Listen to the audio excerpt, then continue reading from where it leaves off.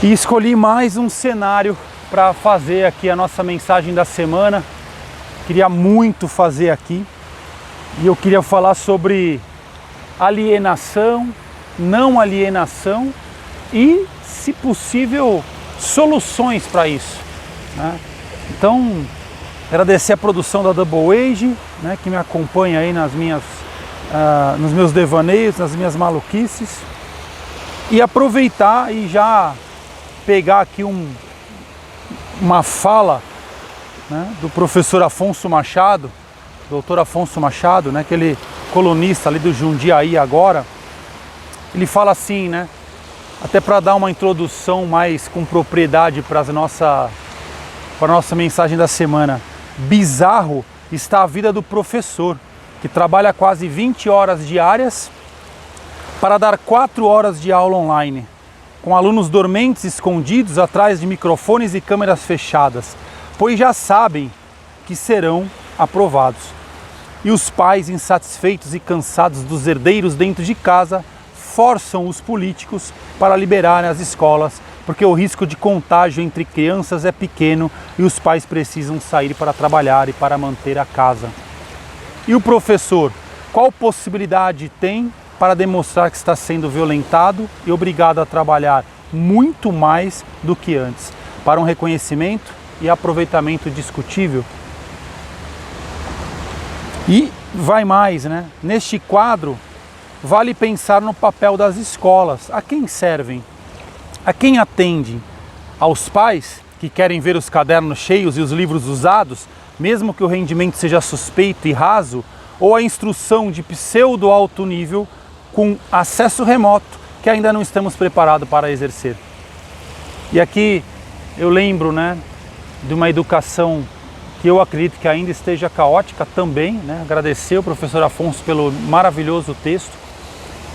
E eu não queria tanto entrar nessa série da educação e sim da alienação. A gente já vai entrar já, né? É uma entradinha aqui para a mensagem da semana. E eu vejo que não só as crianças, mas os próprios alunos, né, as faculdades em si, é aquela coisa ainda da semana de prova, do medo, do terrorismo da semana de prova. Guardem as questões, né, na memória de curto prazo, guardem as questões na memória de curto prazo, façam uma prova que não prova nada para ninguém. No mesmo dia ou uma semana depois, se você perguntar para essa mesma criança, ou para esse mesmo aluno da faculdade ou na universidade, o que ele aprendeu, né, ficou lá porque ele passou. Né, e passou para quê, para onde, né, para quem? Porque se ele for testado no dia a dia dele, na prática, então faça isso agora aqui, né? Um exemplo da nossa área. Então pega aqui o bebê e faça um mergulho com um bebê de 2 meses. Né? Então, estudos possivelmente sem aplicabilidade nenhuma. E aí a gente entra no tema, né, que eu queria, um tema importante, que eu tô lendo aqui, que ele fala, Napoleão Hill, né? Ele fala mais esperto que o diabo. Né? É uma literatura muito bacana, né? Já um pouco antiga, diga-se de passagem, né? Escondida desde 1938. Só que ele faz uma entrevista com o diabo, né? E ele pergunta assim, vá em frente e descreva um típico alienado, uma típica pessoa alienada. Dê a sua descrição ponto a ponto, de forma que eu possa reconhecer um alienado quando estiver junto a ele. E aí ele fala assim, né? O diabo, ou essa parte negativa que rege as nossas vidas. A primeira coisa que você notará em um alienado é a sua total falta de propósito sobre a vida. Ou seja, as pessoas alienadas não têm propósito de vida. A sua falta de autoconfiança será evidente. Ele nunca conquistará nada por meio do pensamento e do esforço. Ele gasta tudo que ganha e gasta ainda mais se consegue crédito. Ele ficará doente ou debilitado por alguma causa real ou imaginária e clamará aos céus ao sofrer a menor dor física. Ele terá pouca ou nenhuma imaginação. Ele não terá entusiasmo nem iniciativa para começar a qualquer coisa que não seja forçado a fazer e expressará claramente a sua fraqueza pegando o atalho de tudo que puder. Então, fazendo analogia com o texto do professor Afonso, o que as escolas estão ensinando, o que as escolas estão, mesmo em períodos pandêmicos, ainda a base ainda continua nessa alienação, né? Da escola, o professor, as religiões. A característica mais marcante que distingue um não alienado, ele terá um temperamento explosivo e total falta de controle sobre suas emoções, as pessoas alienadas. A sua personalidade será sem magnetismo e não atrairá nenhuma pessoa à sua volta. Ele terá muitas opiniões sobre muitas coisas, mas nenhum tipo de conhecimento apurado sobre nada. Aliás, eu conheço vários assim.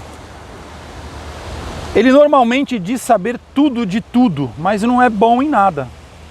Ele se negará a cooperar com aqueles que estão à sua volta, mesmo aqueles que possam depender de seu trabalho para comida e abrigo. Ele cometerá os mesmos erros várias e várias vezes, nunca tirando proveito do fracasso. Ele terá uma mente limitada e intolerante em todos os aspectos, sempre pronto a crucificar todos aqueles que estiverem em desacordo com ele.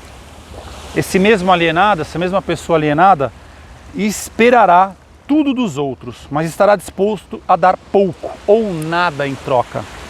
Ele começa várias coisas, mas não termina nada.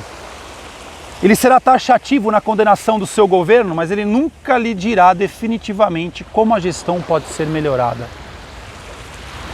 Ele nunca tomará decisões sobre nada. Se puder evitá-las e se for forçado a decidir, tem grande possibilidade de que ele reverta as suas decisões na primeira oportunidade. E aí, Napoleão Hill pergunta, né, pro diabo: você acabou de me dar uma descrição gráfica do alienado. Por favor, me dê uma descrição do não alienado, de forma que eu possa reconhecê-lo logo de cara. Então, o primeiro sinal de pessoas não alienadas, ele está sempre engajado em fazer algo definido por meio de algum plano muito bem organizado e detalhado, o qual também é definido. Ele tem um objetivo maior na vida, no qual ele está sempre trabalhando, e muitos outros menores objetivos, todos os quais o levam ao seu esquema estratégico central. Ou seja, propósito, né? Tem que ter um propósito de vida, tem que ter uma missão desenhada, né? E esse propósito, essa missão muda de acordo com a atualidade. Sejamos homens do presente, né? Eu já falei isso em outras mensagens da semana. O tom da sua voz, a rapidez do seu passo, o brilho dos seus olhos, a rapidez de suas decisões, claramente marcam-no como uma pessoa que sabe exatamente o que quer e está determinada a consegui-lo. Não importa quanto tempo possa levar ou o preço que tenha que pagar. Se você fizer questionamentos a ele, ele lhe dará respostas diretas e nunca cairá em contradições, nem evasões ou subterfúgios, seja qual for o assunto. Entre outras, né, a entrevista é longa, mas eu queria, né, passar essa questão do alienado, da pessoa alienada que está ali toda semana, todo dia, fazendo, né, os mesmos hábitos e não quer mudar, né, seja ela em qualquer nível, né, social ou empresarial ou estudante ou coordenador ou professor. A difícil arte de mudar, né? De mudar o seu pensamento, de mudar o seu mindset, de mudar as coisas que você vem fazendo habitualmente e que não levaram, né? Não tiveram resultado. Então você ter esse insight e perceber a hora de mudar, né? E aí, mais adiante, ele fala assim, né?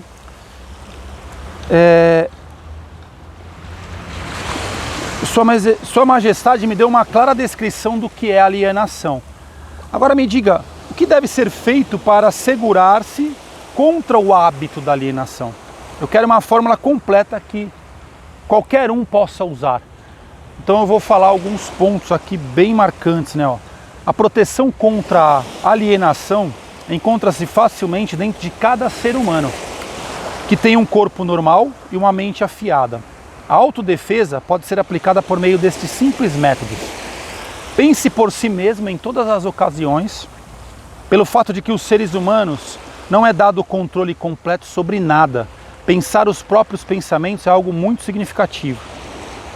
Decida definitivamente o que você quer da vida. Então crie um plano de ação para alcançá-lo e esteja disposto a sacrificar tudo ou mais se necessário antes de aceitar uma derrota permanente. Analise as derrotas temporárias, não importando de qual natureza ou causa, e extraia dessa derrota a semente de uma vantagem equivalente. Esteja disposto a prestar um serviço útil, equivalente ao valor de todas as coisas materiais que você demanda da vida. E não esqueça que você deve prestar o serviço primeiro, para depois receber o valor equivalente, né? Tem gente que fica pedindo, mas não quer fazer nada, né? Reconheça que o seu cérebro é um aparelho receptor que pode ser sintonizado para receber comunicações da Central Universal de Inteligência Infinita, para ajudá-lo a transformar os seus desejos no equivalente físico. Então, cuidado com o que você pensa, né? Traz para essa questão do sonen, né? Essa questão do pensamento, do sentimento, da razão e da vontade, e acredita e faça diferente. Reconheça que o seu grande ativo é o tempo. É a única coisa, com exceção do poder do pensamento, que você também tem nas mãos, e é a única coisa que pode ser transformada em coisas materiais que sejam do seu desejo. Organize seu tempo de tal forma que nada dele seja desperdiçado. Reconheça a verdade de que o medo geralmente é um preenchedor de espaço que o diabo utiliza para ocupar a porção disponível da sua mente. Ele é somente um estado de espírito que você pode controlar, preenchendo o mesmo espaço que ele ocuparia com a fé inabalável na sua capacidade de fazer a vida fornecer o que quer que você queira dela. Quando rezar, não implore. Peça o que você quer e insista exatamente nisso, sem substitutos.